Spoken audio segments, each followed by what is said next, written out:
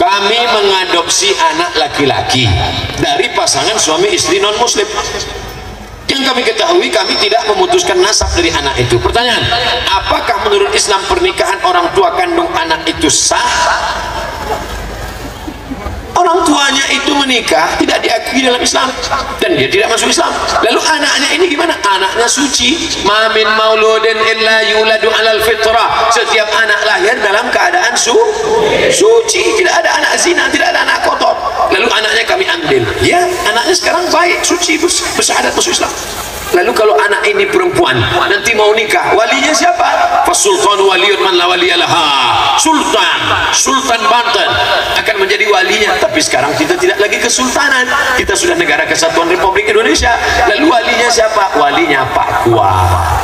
Jadi orang tuanya mau kami undang boleh, silakan. Apalagi ini anak laki-laki, maka nanti dia menikah tidak pakai wali, cukup dengan wali murid dan wali kelas. Ketika kami mendoakan anak tersebut, apakah memakai bin bapaknya atau pakai bin ibu kandungnya? Maka orang yang bapaknya non muslim tetap dipakai nama bin. Contohnya Ikrimah, contohnya tetap dipakai nama bapaknya bin Abi Lahab. Walaupun dia bapak Abi Lahab, tetap pakai bin Abi Lahab. Walaupun bapaknya non muslim, tetap dipakai nama bin bapaknya, tidak pakai bin ibunya. Adapun yang pakai ibu itu adalah anak hasil zina. Anak hasil zina tidak pakai bapaknya karena dia orang yang tidak diakui nasabnya, tapi pakai nama emaknya. Jangan pakai nama bapak angkat, tidak boleh. Saya mengurus mertua saya yang sakit sudah tidak bisa berjalan. Ipar saya bilang kamu mengurus mertua adalah kewajiban menantu perempuan. Apakah benar begitu? Ini ipar periwayat hadis palsu. Maka yang menjaga orang tua kita adalah anak dan menantu. Bagi-bagi tugas, musyawarah. Wa amruhum syura bainahum. Musyawarah. Ingat, kalau engkau pezina, mungkin di dunia kau selamat, di akhirat kau akan kena. Kalau kau buat khamar, minum khamar, mungkin di dunia kau selamat, di akhirat akan kena. Tapi ada satu dosa, di dunia kena, di akhirat kena. Apa itu? Durhaka pada orang. Jaga orang tua. Lama hidup banyak dilihat, lama berjalan banyak dilihat, lama hidup banyak dirasa, jauh berjalan banyak dilihat, lama jadi ustadz banyak yang curhat. Ustadz, dulu si Anu tidak merawat orang tuanya, tapi di akhir hayatnya perhatikanlah, jaga orang tuamu. Ilzam rijlaiha fathamal jannah, urus tapak kakinya, maka di sana kau dapatkan surga. Hai menantu-menantu, aku milik suamiku, tapi suamiku milik ibunya. Begitu engkau memuliakan mertuamu, tidak ada ruginya. Kau jaga mertuamu, adapun anaknya yang tidak mau menjaga, biarkan saja. Tapi kau ajak dia, atamuruna bil ma'ruf. Apakah kau ajak mereka berbuat baik? Watansawna antum tatluna al-kitab, padahal kau lupa kau membaca Alkitab, membaca Al-Quran. Jangan hanya kau suruh saja, bawa. Kau jaga orang tuamu, kau jaga. Saya sudah bertahun-tahun mengurus mertua saya, tapi saya selalu dianggap salah di mata anak-anaknya atau ipar saya, bahkan sering dijelekkan di belakang. Ini nanya apa curhat? Bagaimana Pak Ustaz? Saya sudah berusaha untuk sabar, terkadang kesal juga. Tidak ada pahala yang lebih besar daripada pahala sabar. Kalau berbatas namanya bukan sabar. Ini balasannya surga, berat sekali mau masuk surga Pak Ustaz. Iya, balasannya surga berat. Kalau ringan balasannya kipas angin. Sabar. A'latul ibadiyas salihin. Aku siapkan untuk hamba-hambaku yang saleh. Mala a'yunun ra'at, pahala yang belum pernah dilihat mata, wala udhunun sami'at, belum pernah didengar telinga, wala khatara ala qalbi bashar, belum pernah terlintas di hati manusia. Ibu-ibu yang telaten, yang sabar merawat mertua, insyaallah ibu akan diberikan balasan belum pernah terlintas di hati manusia. Jannatul Firdaus tempat ibu insyaallah. Jaga mertua, jaga mertua. Saya bekerja di kantor online shop, menjual baju tapi bukan baju muslimah. Apakah boleh Pak Ustadz engkau jual baju setan, celana jin, dipakai maka mengalir dosanya. Oleh sebab itu berpindahlah. Yang jual baju-baju yang lama-lama apa boleh buat? Bertobat nasuha, tobat.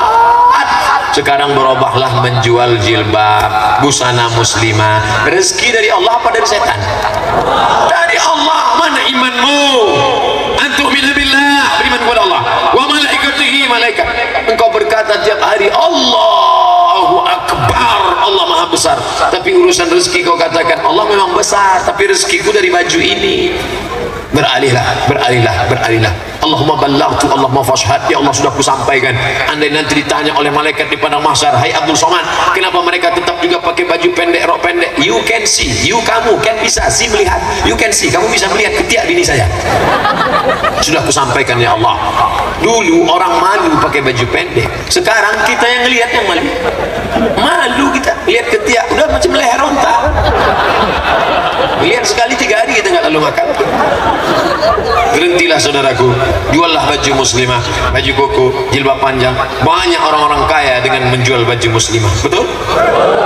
Ustaz, mohon jelaskan tentang Islam Nusantara. Hal ini saya dengar dari pesantren kilat yang diikuti oleh keponakan saya. Bukankah Islam itu rahmatan lil alamin? Tidak dikotak-kotakkan menjadi aliran Islam Nusantara? Kata almarhum Kiai Haji Profesor Dr. Ali Mustafa Yaakob, istilah yang benar adalah Islam di Nusantara. Dengan membaca Islam di Nusantara, kita menjadi menghormati ulama-ulama kita. Ada nama ulama bergelar Sayyid Ulama Al-Hijaz, Sayyid pemimpin ulama Hijaz. Hijaz Makkah Madinah, Makkah Madinah namanya Hijaz. Pemimpin ulama Hijaz, gelarnya Sayyid Ulama Hijaz, Syekh Imam Nawawi Al-Bantani dari Banten. Sayyid Ulama Hijaz. Lalu kemudian ada pula Imam Masjidil Haram. Siapa dia? Syekh Ahmad Khatib Al-Minkabawi. Minangkabau. Ternyata bukan sekedar rumah makan sederhana. Ulama besar. Ada lagi siapa namanya? Syekh Yusuf Al-Makassari Tajul Khalwati. Al-Makassari. Dari mana? Makassar. Ulama besar. Dari Makassar, Syekh Yusuf. Dari Banten, Nawawi Al-Bantani. Dari Jawa Timur, Hadratus Syekh Hashim Ash'ari. Langsung belajar dari Makkah Al-Mukarramah. Itulah pendiri Nahdlatul Ulama. Ternyata Syekh Hashim Ash'ari punya sahabat dekat, sama-sama di Makkah. Itulah dia Kiai Haji Ahmad Dahlan. Pulang ke Yogyakarta, mendirikan Muhammadiyah. Luar biasa ulama-ulama. Maka Islam di Nusantara, ulama yang datang. Ternyata ulama-ulama kita bukan cuma sami'na wa ata'na, bukan cuma copy paste, bukan hanya sekedar ngikut aja, bukan sekedar datang, duduk, diam, dengar, ngantuk, bukan. Tapi mereka adalah para penulis yang produktif. Ada ulama dari Aceh sana, namanya siapa? Syekh Abdul Rauf As-Singkili. Singkili, apa artinya? Singkel. Dialah yang menerjemahkan Quran ke dalam bahasa Melayu, diberi judul Terjemahan Al-Mustafid, karya yang luar biasa. Dia juga menulis karya, nama kitabnya Shiratal Mustaqim. Lalu kitab itu disyarah, dijelaskan oleh ulama Nusantara dari kerajaan Banjar bernama Syekh Muhammad Arsyad Al-Banjari. Al-Banjari, Banjar. Ini harus dikaji. Saya setuju, mestinya UIN membuat satu jurusan Islam di Nusantara, sehingga bangkit karya-karya anak bangsa, sehingga kita sadar dengan ini. Betul? Islam di Nusantara baik sekali. Saya mau sunatin anak. Bagus, asal jangan sunatin bapak. Boleh nggak kalau dokternya non muslim? Carilah dokter yang muslim. Saya bukan radikal, saya bukan anti non muslim. Karena gimana dia mau nyunat orang Islam, dia aja belum bersunat. Nanti dia salah potong. Oleh sebab itu maka cari dokter muslim, karena ini adalah bagian dari ibadah. Kecuali tidak ada satupun lagi di Banten, di Indonesia ini yang bisa nyunat. Tapi saya rasa bisa. Andai dokter nggak ada, masih ada tukang sunat tradisional, dukun-dukun sunat yang pakai sembilu bambu. Zaman dulu sunat itu berendam dulu jam 6 sore, sunatnya jam 6 subuh besok, pakai sembilu bambu, dibuat lingkar, dipotong. Cus, rupanya baru latihan habis.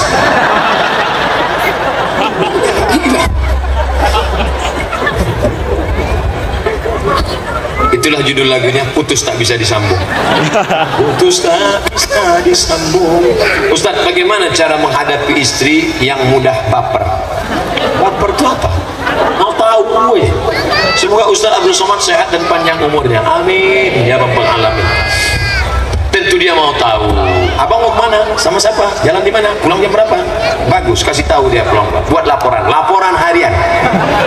berangkat jam 6, pulang jam 6 sore. Hari ini bersama Ustaz Somad. Makanya banyak jamaah yang foto sama saya sampai 2-3 kali. Foto sekali, foto 2-3 kali. Nanti kalau dia nanya, sama siapa? Sama Ustaz Somad.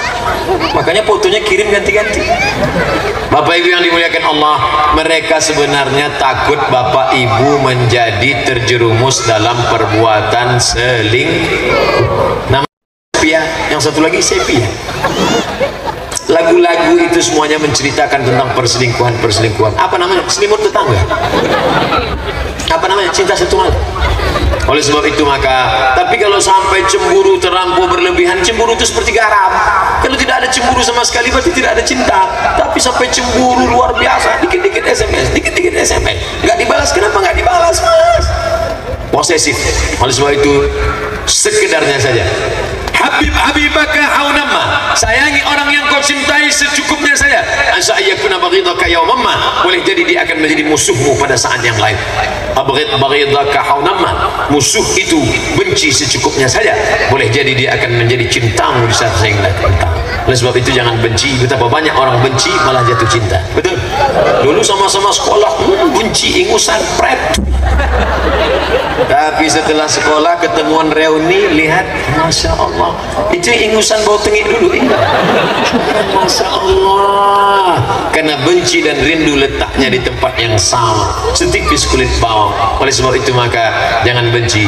Pesan Agim, jagalah hati. Jaga hati, jangan kau sakiti. Jaga hati, jangan kau nodai. Duduk bersama, ngomong, speak up. Kan ada iklannya itu, iklan ibu-ibu datang bawa teh, Mas minum ya, ngomong, atau kita bocor.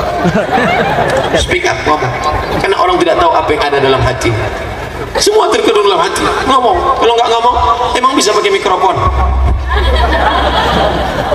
Innal kalama la fil fuadi, sesungguhnya kalam itu letaknya di dalam hati. Wa innama ju'ilal lisan, diciptakan Allah lidah alal fuadi dalila, untuk mewakili apa yang ada dalam hati. Mana tahu Bapak Ibu apa yang ada dalam hati saya? Bagaimana bisa supaya tahu? Diucapkan oleh lidah. Saya pun ngomong assalamualaikum warahmatullahi wabarakatuh. Ngomong, lidah itu ngomong. Sama di hati, sama di lidah. Mukmin lain di hati, lain di lidah. Munafik bukan munaroh. Bapak Ibu yang dimuliakan Allah Subhanahu wa taala, pertemuan kita malam ini mudahan diberkahi Allah Subhanahu wa taala. Saya mulai tadi jam 8, sekarang jam 9.20, 60 tambah 20 sama dengan 80 menit saya sudah menyampaikan tausiah di depan Bapak Ibu hadirin hadirat. Tentu banyak kata-kata tak berkenan di hati menyinggung. Yang ini serius. Tentu banyak kata-kata menyinggung perasaan tak berkenan di hati. Maukah Bapak Ibu maafkan segala silap salah saya? Alhamdulillah minal aidin wal faizin, taqabbalallahu minna wa taqabbal ya karim. Mohon maaf segala kesilapan, terima kasih segala perhatian. Jangan bubar, aminkan doa. Puncak dari acara adalah doa. Mudah-mudahan kita mendapatkan keberkahan doa dari ulama kita insyaallah. Terima kasih. Wassalamualaikum warahmatullahi